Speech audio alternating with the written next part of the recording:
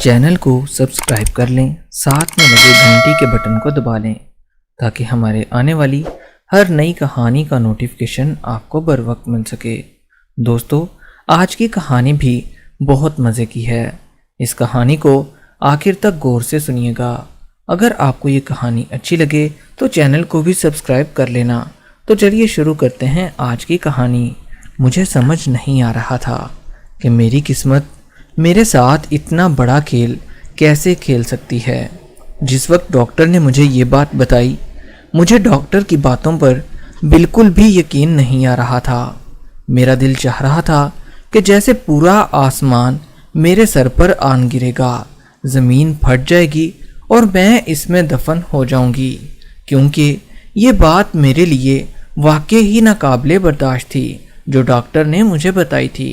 میں جس کو اپنا بیٹا بن کر پالا تھا، اسی نے ہی میرے ساتھ اتنا بڑا دھوکہ کیا تھا کہ میں آپ کو بتا بھی نہیں سکتی۔ مجھے رہ رہ کر اس لڑکے پر غصہ آ رہا تھا، یعنی اپنے بھانجے پر جس نے میرے ساتھ یہ سب کچھ کیا تھا۔ ڈاکٹر نے مجھے جو رپورٹس دی تھی، میں انہیں دیکھ کر بہت زیادہ بدحواس ہو چکی تھی۔ میرے ہوش اڑ چکے تھے کہ میرا شوہر میرے بارے میں کیا سوچے گا۔ میری شادی کو کافی عرصہ ہو چکا تھا۔ میرا شوہر باہر کے ملک رہتا تھا، اس لیے میرا دل چاہتا تھا کہ میں بھی امید سے ہو جاؤں، لیکن ہر بار مجھے مایوسی کا سامنا کرنا پڑتا تھا کیونکہ وہ زیادہ دیر کے لیے پاکستان نہیں رہتا تھا۔ لیکن اب جب ڈاکٹر نے مجھے رپورٹ کروانے کو کہا، مجھے اپنے قدموں پر چلنا بہت زیادہ مشکل ہو چکا تھا، کیونکہ مجھے سمجھ نہیں آ رہا تھا کہ میرے ساتھ یہ کس نے کیا ہے۔ میں ماں کیسے بن سکتی تھی؟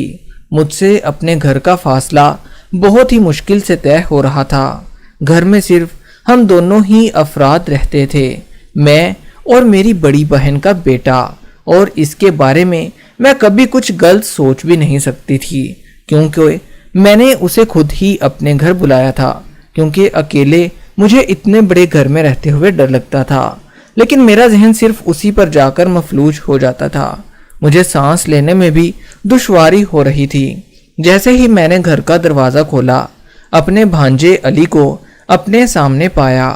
وہ مجھے دیکھ کر مسکرا رہا تھا۔ مجھے اس طرح اس وقت کسی زہر سے کم نہیں لگ رہا تھا۔ مجھے اس پر بہت زیادہ غصہ آ رہا تھا۔ وہ مجھ سے کہنے لگا، آپ کہاں رہ گئی تھی؟ میں بہت دیر سے آپ کا انتظار کر رہا تھا۔ میں نے اس کی بات کا جواب بہت ہی کراہت سے دیا۔ میرا دل چاہ رہا تھا کہ میں اسے دھکے مار کر گھر سے نکال دوں۔ میری بڑی بہن کا بیٹا میرے پاس رہا کرتا تھا، جس کا نام علی تھا۔ میرا شوہر اکثر باہر والے ملک میں رہا کرتا تھا، اس لیے اسے یہاں پر رہنے کا اسے بھی کوئی اعتراض نہیں تھا، کیونکہ اس نے خود ہی کہا تھا کہ میں علی کو اپنے ساتھ رکھ لوں۔ علی کی عمر بھی 15 سال تھی۔ وہ میرے سارے کام خود کر دیا کرتا تھا۔ میری سوچ تنگ ہو چکی تھی، یعنی میری بہن اور میری بہن کا سگا بیٹا میرے ساتھ ایسے کیسے کر سکتے ہیں؟ ابھی باتیں سوچ کر ہی مجھے گھٹن محسوس ہونے لگی۔ میں علی کے کردار پر شک نہیں کر سکتی تھی، لیکن جو رپورٹس میرے ساتھ تھی وہ کچھ اور ہی بتا رہی تھی۔ علی روز رات کو مجھے ایک دودھ کا گلاس دے دیا کرتا تھا، جسے پی کر میں سکون سے سو جایا کرتی تھی، لیکن میں اس کے کردار پر شک بھی نہیں کر سکتی تھی، کیونکہ ویسے تو علی بہت زیادہ اچھا تھا، اور پھر ہمارے گھر میں اس کے علاوہ اور کوئی لڑکا بھی نہیں تھا، اس لیے مجھے سوچنا بھی پڑتا تھا۔ میری آنکھوں سے مسلسل آنسو جاری ہونا شروع ہو گئے تھے کہ کوئی اپنے سگے رشتوں کے ساتھ بھی ایسا سلوک کر سکتا ہے، اور پھر اس نے یہ بھی نہ سوچا کہ میں تو اس کی خالہ ہوں۔ کچھ مہینوں کے بعد میرے شوہر نے بھی واپس آ جانا تھا۔ اب مجھے مزید ٹینشن ہونے لگی تھی کہ وہ واپس آ کر میرا کیا حال کرے گا، لیکن پھر اسے جب یہ بات پتہ چلی، اس نے مجھے طلاق دے دینی تھی۔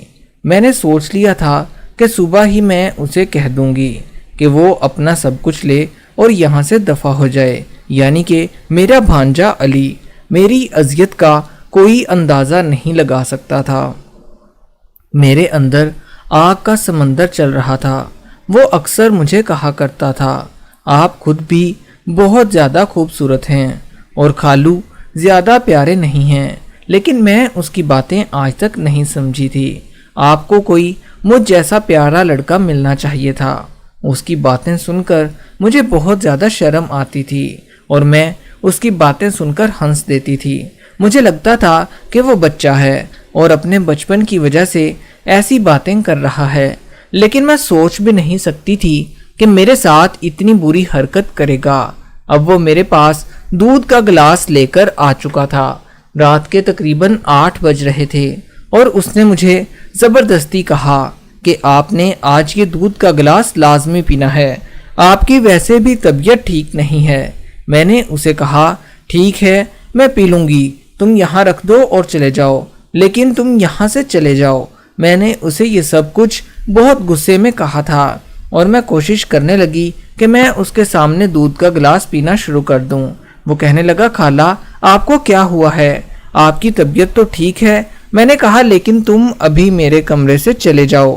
جیسے ہی وہ میرے کمرے سے نکل گیا میں نے وہ دودھ کا گلاس پھینک دیا اور ساری رات انتظار کرنے لگی کہ کوئی میرے کمرے میں آتا تو نہیں، لیکن رات پوری ایسے ہی گزر گئی، کوئی بھی میرے کمرے میں نہیں آیا تھا۔ مجھے نیند بھی بالکل نہیں آ رہی تھی، اس لیے میں نے سوچا کہ میں خود ہی جا کر اس کے کمرے میں دیکھ کر آتی ہوں کہ وہ مجھے دودھ پلانے کے بغیر آیا کیوں نہیں۔ جیسے ہی میں نے اس کے کمرے میں جا کر دیکھا تو میرے تو ہوش ہی اڑ چکے تھے۔ وہ پوری نشے کی حالت میں بیٹھا ہوا تھا۔ بہت ہی زیادہ اذیت سے میرے اوپر یہ مسئلہ گزر رہا تھا۔ میرا بھانجا کمرے میں بیٹھے نشہ کر رہا تھا۔ مجھے سمجھ نہیں آ رہا تھا کہ اب میں کیا کروں اور اس مصیبت سے کیسے چھٹکارا حاصل کروں، کیونکہ میری بہن نے مجھ پر ہی الزام لگا دینا تھا کہ تم نے اس کا خیال نہیں رکھا۔ اگلے دن میں نے اپنے کمرے کی کنڈی لگا دی تاکہ میرے کمرے میں علی داخل نہ ہو سکے۔ صبح ہوتے ہی وہ غصے سے چلانے لگا اور کہنے لگا آپ نے اپنا کمرہ اندر سے بند کیوں کیا تھا؟ میں نے کہا تم کون ہوتے ہو مجھ سے ایسے پوچھنے والے؟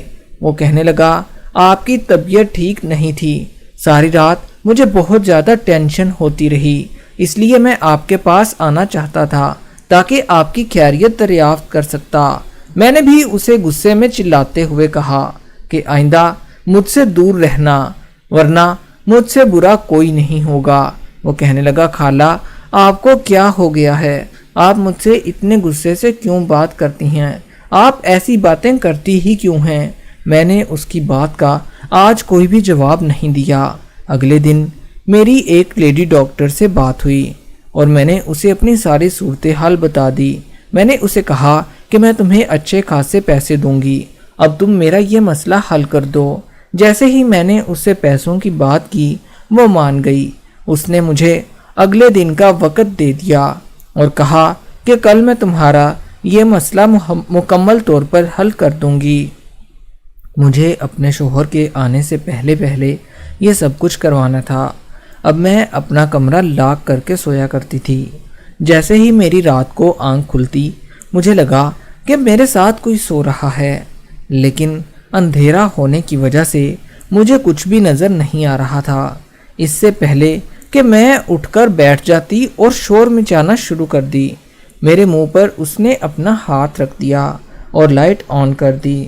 سامنے والے شخص کو دیکھ کر میرے رونگٹے کھڑے ہو گئے، کیونکہ وہ کوئی اور نہیں بلکہ میرا ہی شوہر تھا، جو کہ اب میرے سامنے بیٹھا ہوا تھا اور مجھے بنا بتائے میرے گھر آ چکا تھا۔ وہ مجھے دیکھ کر کہنے لگا تم اتنی پریشان کیوں ہو؟ تم مجھے دیکھ کر خوش کیوں نہیں ہوئی؟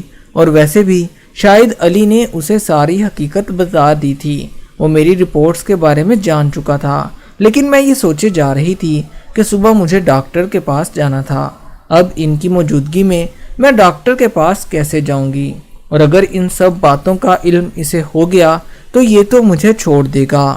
جیسے ہی میں صبح اٹھی علی میرے کمرے میں آ گیا، اس کے ہاتھ میں میری رپورٹ تھی۔ مجھے سمجھ نہیں آ رہا تھا کہ اسے یہ رپورٹس کہاں سے ملی ہیں۔ وہ مجھ سے کہنے لگا آپ کو سرپرائز کیسا لگا؟ خالو جان کو میں نے ہی بلایا ہے، یہ تمہارے کالے کرتوت وہ بھی ان رپورٹس کو دیکھتا اور کبھی مجھے دیکھتا۔ اتنے میں میرا شوہر بھی کمرے سے نکل آیا تھا۔ مجھے لگا کہ جیسے وہ مجھے چھوڑ دے گا۔ میرا گھر برباد ہو گیا تھا۔ مجھے دیکھتے ہی مجھے بے ہوشی طاری ہونے لگی۔ جیسے ہی مجھے ہوش آیا میں نے خود کو ایک سرکاری ہسپتال میں پایا۔ میرے سامنے میرا شوہر اور میرا بھانجا علی کھڑے تھے۔ میرا شوہر مجھے کہنے لگا، تمہیں پریشان ہونے کی ضرورت نہیں ہے، میں تمہیں کچھ نہیں کہوں گا، نہ ہی تمہیں طلاق دوں گا، نہ ہی تمہیں کبھی چھوڑوں گا۔ مجھے اس کی باتیں سمجھ نہیں آ رہی تھی کہ اتنا کچھ ہونے کے باوجود بھی وہ مجھے کچھ نہیں کہہ رہا تھا۔